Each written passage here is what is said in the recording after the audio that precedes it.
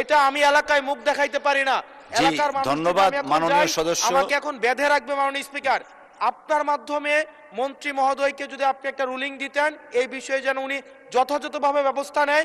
আমি ভিক্ষা চাই এই সংসদের কাছে। এই রাস্তাটা জাতীয় সংসদে কুমিল্লা সিলেট মহাসড়ক নিয়ে এক বিস্ফোরক ও আবেগঘন বক্তব্য দিলেন সংসদ সদস্য হাসনাত আব্দুল্লাহ। স্পিকারের কাছে তিনি অভিযোগ করেন, এই মহাসড়কটি এখন এলাকাবাসীর জন্য এক মরণ ফাঁদে পরিণত হয়েছে। হাসনাত আব্দুল্লাহ জানান, প্রতিদিন ১০ লক্ষ মানুষের যাতায়াতের এই মহাসড়কটি মাত্র ১৮ ফিট প্রশস্ত।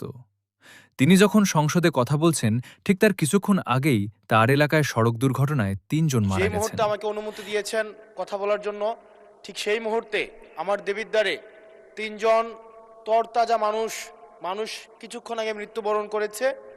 এমনকি গত এক মাসেই এই সড়কে প্রাণ হারিয়েছেন ২৩ জন মানুষ।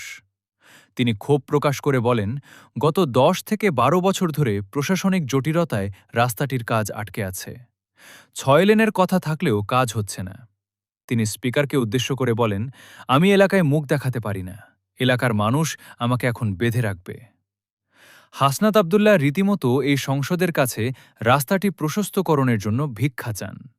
জবাবে মাননীয় স্পিকার তাকে আশ্বস্ত করেন এবং সংসদীয় নিয়ম অনুযায়ী ৭১ বিধিতে জরুরি নোটিশ দেওয়ার পরামর্শ দেন, যাতে সংশ্লিষ্ট মন্ত্রী দ্রুত ব্যবস্থা নিতে পারেন। ১০ লক্ষ মানুষের প্রাণের এই দাবি কি এবার পূরণ হবে? আপনাদের কি মনে হয়? কমেন্টে জানান।